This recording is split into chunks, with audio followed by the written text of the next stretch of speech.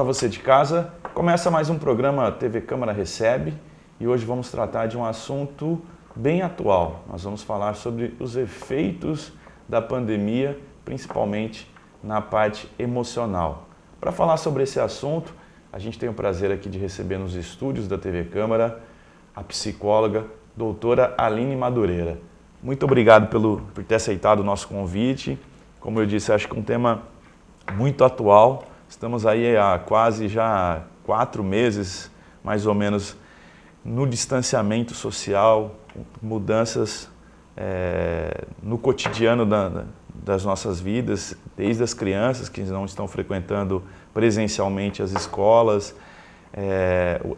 as pessoas não estão visitando, circulando como circulavam antes em ambientes sociais, e isso com certeza tem provocado, mexido com o emocional de muitas pessoas, né, doutora? Tem sim.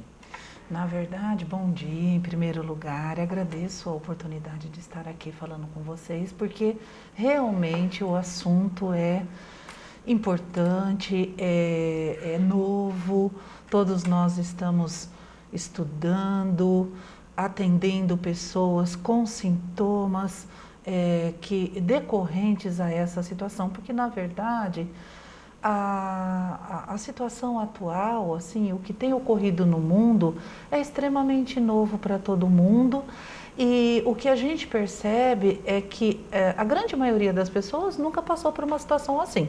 Se até o ano passado alguém falasse que nós passaríamos um 2020 com tantas dificuldades, ninguém acreditaria. Se eu perguntar para uma pessoa mais velha, né, pegar para os nossos pais, nossos avós, não lembram de nenhum momento na história deles está vivendo uma situação como essa, né? Sim. A gente tem situações de pandemias, né? Uhum. Mas que não levaram a essa... Não que se lembrem, né? Uhum. Porque a gente tem a questão das epidemias no começo do século. E nós estamos agora com uma geração de avós e de pais que provavelmente também não vivenciaram isso. Então, podemos dizer que a grande maioria nunca vivenciou uma situação desse tipo. E que a senhora tem percebido, quais são os efeitos dessa ruptura, vamos dizer assim, que ocorreu no cotidiano das pessoas? Aqui em Tupã vive uma situação até bem diferente de outras cidades, de outros estados. A gente tem o comércio funcionando, com restrições. Então, assim, aparentemente, vamos dizer assim, que está quase aí 70% dentro da nossa normalidade, da nossa vida antes da pandemia. Mas em outros lugares ainda tem o lockdown, está tudo fechado mesmo. As pessoas não estão saindo de casa, principalmente quem mora em São Paulo, onde ali viveu o epicentro, agora tem caído o número de infectados, mas ali foi o epicentro da doença no Brasil. Quais os sintomas que a pessoa começa a sentir, assim, esses efeitos de ficar mais tempo isolada? Bom, você até citou Tupã, né, que tem uma certa normalidade na vida das pessoas, mas muita gente, inclusive as crianças, os idosos, né, eles têm procurado se precaver. Então, desde o início da pandemia, realmente estão no distanciamento e no isolamento social. Isso é fato. O que se percebe é um aumento da ansiedade em quadros de pessoas que já tinham a questão do pânico, da depressão. Então, um aumento das sensações de medo, de pavor, de insônia, um aumento da tristeza, da insegurança, gerando essa ansiedade que é muito intensa, quando não existe nenhum fator que nos traz uma preocupação real. Imagine agora. Então, pessoas que já têm uma predisposição a desenvolver ansiedade, fazer angústia, sofrer de tristezas, já sem um movimento real. Imagine, real que eu digo é real, interno também é real, mas real no sentido externo, imagine agora com a pandemia como isso é acentuado, inclusive com pessoas que nunca tiveram ansiedade, medos exagerados ou pânico ou até sentimento de depressão, hoje tem surgido de forma muito proeminente. Uma coisa importante é que a gente tem pessoas que realmente estão respeitando tanto a quarentena que não saem de modo nenhum, né? Eu tenho atendido mais online, né? E eu tenho uma senhorinha que eu estou atendendo e esses dias eu coloquei para ela, eu falei, olha, já faz 4 meses que você está dentro do seu quarto, você vai na cozinha, você vai ali no fundo da sua casa. Vamos fazer o seguinte, você já pode, põe uma máscara, uma touquinha, vai dar uma voltinha no quarteirão. E ela disse, ela é bem velhinha, realmente ela já tem uma certa idade. Ela falou, mas minha filha disse que tem aquele caminhão da prefeitura que pode me pegar.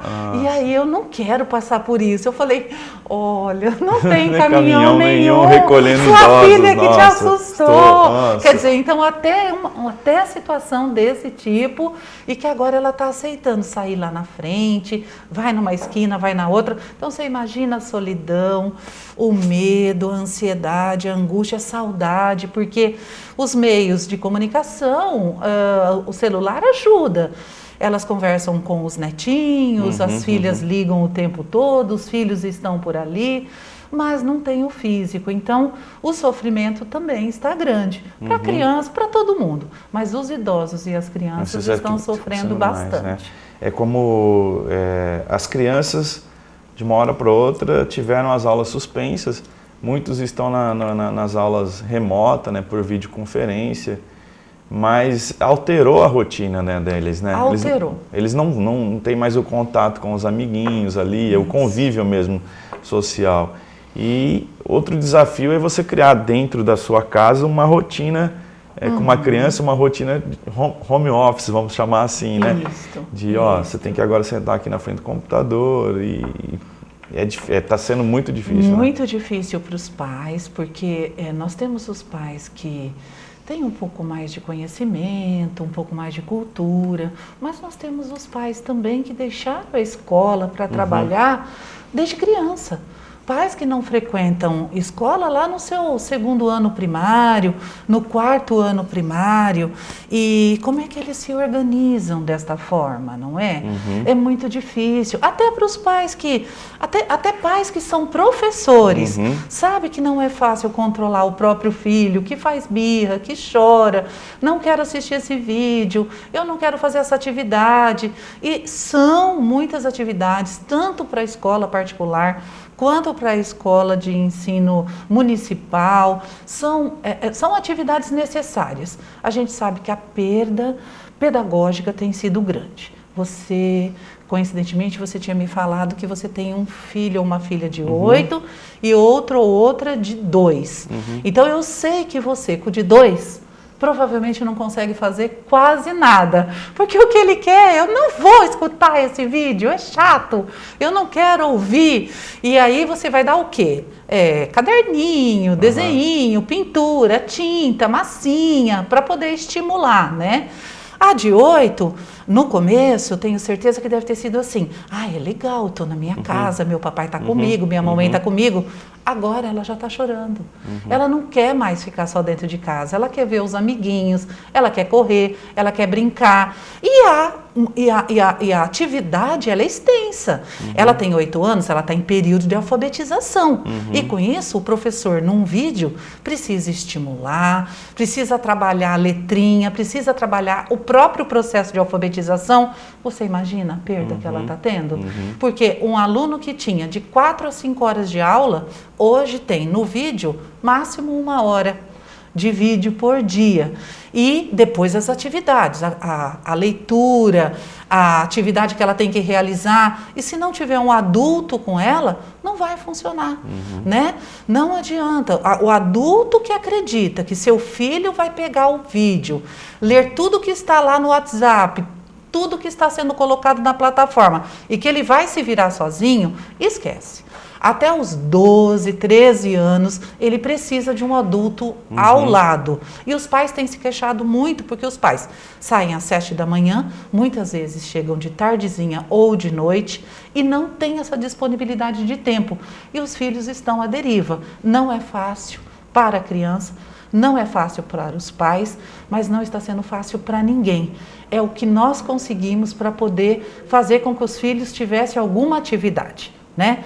Mas não está sendo simples, não está sendo fácil, e o próprio pai também entra em processo de angústia, porque ele observa, ele fala, eu não consigo, eu não sei, eu não tenho tempo, a esposa muitas vezes não tem tempo também, e causa na criança e causa no adulto esse tipo de angústia que às vezes nunca tinha sentido, né?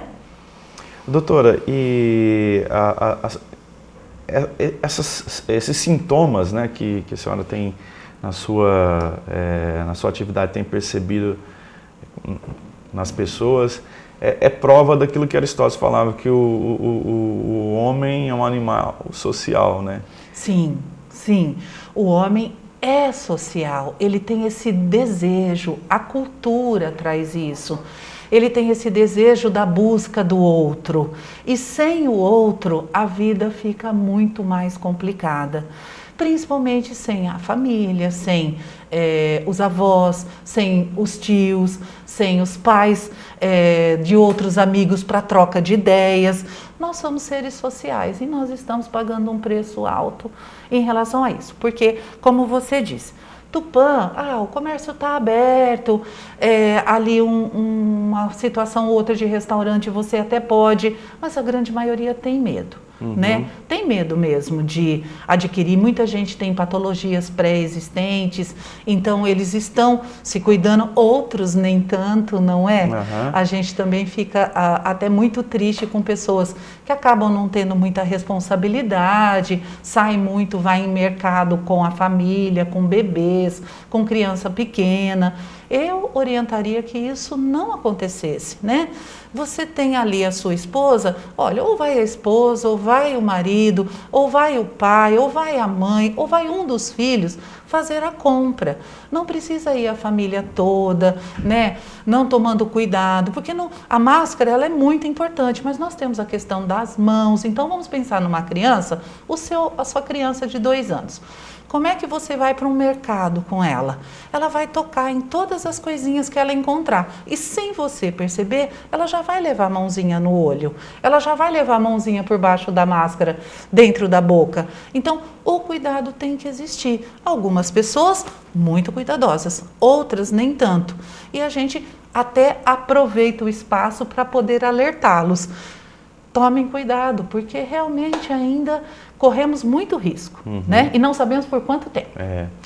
Vou tocar nesse assunto por quanto tempo, a gente não sabe ainda, no próximo bloco, então não saia daí. A gente tem muito mais assunto para conversar com a doutora Aline Madureira, que é psicóloga. Estamos falando aí sobre esse momento que infelizmente vivemos, estamos até gravando aqui de máscara.